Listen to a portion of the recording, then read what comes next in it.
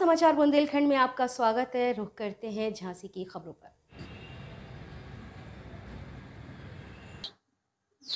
दीदी जी, रक्षाबंधन महापर्व है, पहले तो उसकी आपको बहुत बहुत बधाई। आप क्या कहना चाहेंगे समस्त क्षेत्रवासियों के लिए? पहले तो मैं सबको बहुत बहुत बधाई देना चाहूंगी रक्षाबंधन की। ये एक ऐसा त्योहार है जो कभी खंडित ना होने वाला त्योहार कहते हैं, जो भाई बहन का रिश्ता कभी खंडित नहीं होता, उसके लिए हम ये त्योहार बहनें रक्षा सूत्र बांधती हैं भाई की कलाई पे। पहले हुआ करता था कि सिर्फ हिंदू ये त्योहार मनाते थे, लेकिन अब शायद ये पूरे वर्ल्ड में फेमस हो चुका है और पूरी दुनिया के लोग इसे पूरी दुनिया की बहनें अपने भाई के हाथ में, पॉलिटिकल हो, प्रोफेशनल हो, असली सगा रिश्ता हो, सब हर बहनें, हर प्रकार की बहनें अपने भाइयों की कलाई पे राखी बांधकर ये त्योहार मनाया करती हैं। जिज्ञासा जी, जैसे एक झांसी की घटना आई थी 3 साल पहले, 3 साल की बच्ची के साथ रेप हुआ, और भी कोलकाता की घटना आई है, तो क्या कहना चाहेंगे? महिला असुरक्षित है। अब जैसे आज हम बात कर रहे हैं रक्षाबंधन के त्योहार की, तो ये त्योहार एक दिन में सिमट के रह जाना, ये हिंदू माइथोलॉजी या हिंदू ज्ञान हमें ऐसा नहीं सिखाता। हिंदुओं और सनातनियों के हिसाब से ये जो रक्षा सूत्र बांधते हैं, इसका एक महत्व होता है। कहा जाता है कि कृष्ण जी जब गन्ना चूस रहे थे तो उनके हाथ की उंगली फट गई थी और उससे खून बहने लगा था। तो द्रौपदी जी ने अपनी साड़ी का टुकड़ा फाड़ा और उसको उनकी उंगली पे बांध दिया। कान्हा जी ने उसको रक्षा सूत्र मान के उनकी सेवा के लिए और उनके बचाव के लिए महाभारत रच दिया। तो हम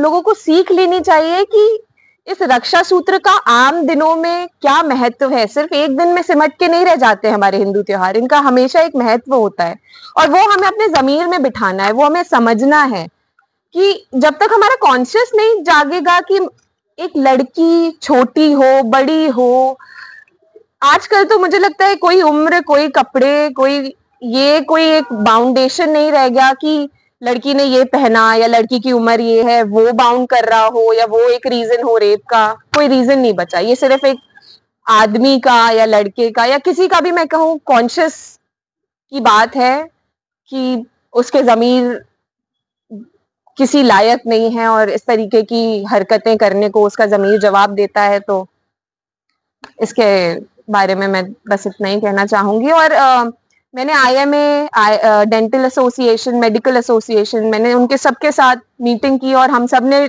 डिसाइड किया था कि हम अपनी कोई भी प्रैक्टिस इतने दिनों तक, मतलब 2 दिन के लिए बिल्कुल बंद करेंगे। 24/7 के लिए इमरजेंसी सर्विस के अलावा कोई सर्विसेज प्रोवाइड नहीं करेंगे। सारे सपोर्ट कर रहे हैं, डॉक्टर्स, बहनें सब आज उसके ममता के सपोर्ट में खड़ी हुई हैं। तो बस और मेरा मानना ये है कि जो दोषी हैं उनको सजा मिलनी चाहिए, हमेशा की तरह। ये नहीं कि 1 मिनट होल्ड करना। ये जो मामले आए हुए हैं, इन पर क्या पुलिस प्रशासन से मांग है आपके लिए? पुलिस प्रशासन से बहुत ही सिंपल मांग है कि दोषियों को सजा मिलनी चाहिए और लोग हड़ताल पे उतर रहे हैं, इन ऐसे लोगों को सजा देने में देरी क्यों? क्या वजह है कि हमें रुकना पड़ रहा है? लोगों को, डॉक्टर को, लोगों को सड़कों पे आना पड़ रहा है, रैली करनी पड़ रही है। दोषी और इतना बड़े दोष की सजा तो तुरंत देनी चाहिए। लॉ एंड ऑर्डर को इन सब मामलों में बहुत सख्त होना चाहिए। और मैं यहाँ बैठ के, समाज में वातावरण फैल रहा है जो डॉक्टर को भगवान का रूप कहा जाता है और भगवान ही सुरक्षित है, तो आम लोगों के साथ क्या होगा? कोरोना काल में आपने देखा था कि लोग पूज रहे थे डॉक्टरों को, कह रहे थे कि जिन लोग इतनी गंभीर परिस्थितियों में जब डॉक्टरों ने लोगों की जान बचाई तो लोग पैर छूते थे, पूछते थे। और आज वो लोग रोड पर उतरे हुए हैं इस बारे में कि वो अपनी पोस्टिंग, अपनी ड्यूटी, नाइट ड्यूटी रात को कर रही थी और वो उस माहौल में अगर सेफ नहीं थी तो फिर तो डॉक्टर रोड पे और आम जन को देखना चाहिए कि हम किस स्थितियों में जी रहे हैं। और मुझे लगता है कोलकाता में इसके लिए बहुत ही जल्दी डिसीजन होना चाहिए और तुरंत पनिशमेंट मिलनी चाहिए दोषी को। इसके लिए विलंब और वेट का कोई मतलब नहीं है, ठीक है।